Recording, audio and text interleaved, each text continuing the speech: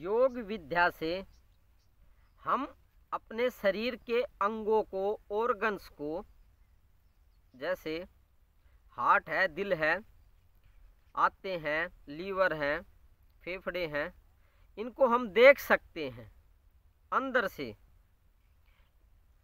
योग शक्ति से, दिव्य दृष्टि से ऐसा देखा जा सकता है। अपने अपने नहीं, किसी दूसरे आदमी को, दूसरी जगह पे बैठे हुए आदमी को शरीर के अंदर हम उनके अंगों को देख सकते हैं, एक जगह बैठे बैठे यहाँ पे। इसी को डिटेल से समझेंगे विस्तार से।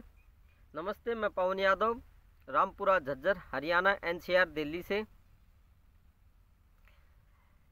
ये एक योग की विभूति है, शक्ति है, या काबिलियत कह सकते हैं कि शरीर के अंगों को, ऑर्गन्स को हम देख सकते हैं बिना किसी बाहरी डिवाइस के, मशीन के, एक्सरे के, या कोई और मशीन क्यों ना हो, डिवाइस, अल्ट्रासाउंड क्यों ना हो, उनकी ज़रूरत नहीं पड़ती। ऐसा दिव्य दृष्टि से शरीर के अलग अलग हिस्सों को देखा जा सकता है। अब वो शरीर हमारा भी हो सकता है, अपना खुद का, या फिर वो शरीर किसी दूसरे आदमी का भी हो सकता है जो हमसे दूरी पे बैठा हुआ है। दूरी का मतलब किसी दूसरे शहर में, किसी दूसरे गांव में, किसी जंगल में, या फिर किसी दूसरे देश में, कहीं पे क्यों ना हो, उसके शरीर के अंदर उसके अंगों को भी देखना संभव है। बिल्कुल 100% संभव है, नॉर्मल सी बात है। अब ये कैसे विज्ञान काम करता है? इसका विज्ञान ये काम करता है कि ब्रह्मांड में कोई भी वस्तु, चाहे छुपी हुई क्यों ना हो, जब ज्ञान दृष्टि खुलती है, दिव्य दृष्टि से देखते हैं, या दिव्य दृष्टि को एक्टिवेट करते हैं,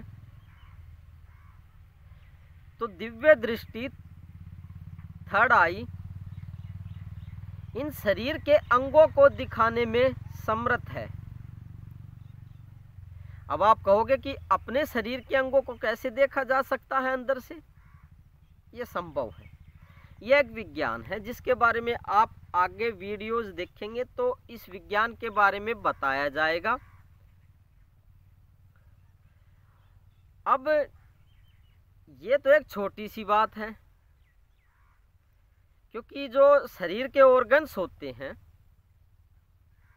पाचन तंत्र, आते, लीवर, पैनक्रियाज, हार्ट, लंग्स, फेफड़े, ब्रेन, या कोई ग्लैंड ही क्यों ना हो, पिट्यूटरी, पीयूष ग्लैंड ही क्यों ना हो, वे तो बहुत मोटे होते हैं। जब वो बारीक पदार्थों को दिखा देती है ब्रह्मांड के, इस कुदरत के दिव्य दृष्टि, तो मोटी मोटी चीजें तो दिखाई दे ही जाएंगी, बिल्कुल दिखाई दे जाएंगी। इस तरीके से योग दृष्टि से हम अपने अंदरूनी अंगों को देख करके शरीर रचना का ज्ञान प्राप्त होता है कि शरीर कैसे बना होता है, शरीर के अंदर कौन कौन से अंग हैं, ऑर्गन्स हैं, शरीर कैसे काम करता है। ये सभी बातें आपको अभी समझ में नहीं आएंगी। जब आपको दिव्य दृष्टि से, ज्ञान दृष्टि से जब आप देख लेंगे, किसी का पूरा गुरु है जब किसी शिष्य को दिव्य दृष्टि देता है, जब वो दिव्य दृष्टि से वो शिष्य ऐसा देखता है,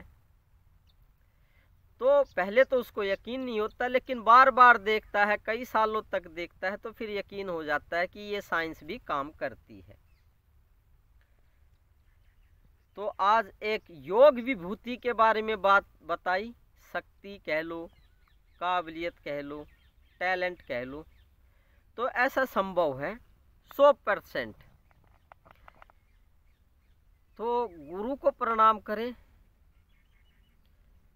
गुरु योग दृष्टि देंगे, विवेक दृष्टि देंगे, तो आप देख सकोगे। ये बातें भी किताबों से पढ़ के नहीं बताई, जो देखा था सो बता दिया। उपदेश उसी बातों का दिया जाता है जो देखी जाती हैं, परखी जाती हैं, अनुभवगत बातें होती हैं, ये एक्सपीरियंस की बातें।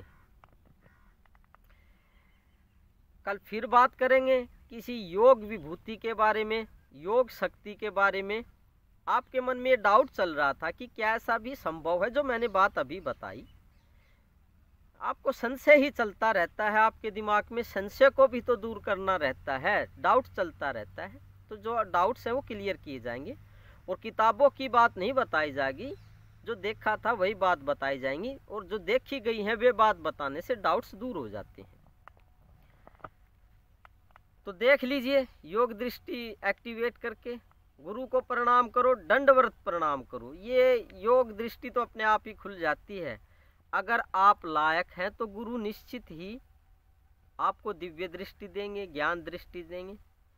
लेकिन इन लफड़ों में फंसना नहीं चाहिए। इन मैटर्स में जो ये विज्ञान बताया, ज़्यादा इनमें इंक्लूड नहीं होना चाहिए कि दूसरे के शरीर को देख रहे हैं, उनकी बीमारियां बता रहे हैं, उनके अंग कौन सा काम कर रहा है, नहीं कर रहा है, तो उसमें उलझ के रह जाओगे। फिर ब्रह्म ज्ञान कैसे प्राप्त कर पाओगे, भगवान को कैसे प्रकट करोगे, ब्रह्म को कैसे प्रकट करोगे शरीर में। तो इनमें ज़्यादा ना उलझें, बस हाँ जान लें, देख लें कि ऐसा भी होता है, तो वो तो ठीक है अपने अनुभव के लिए, क्योंकि जानकारी होनी चाहिए ना।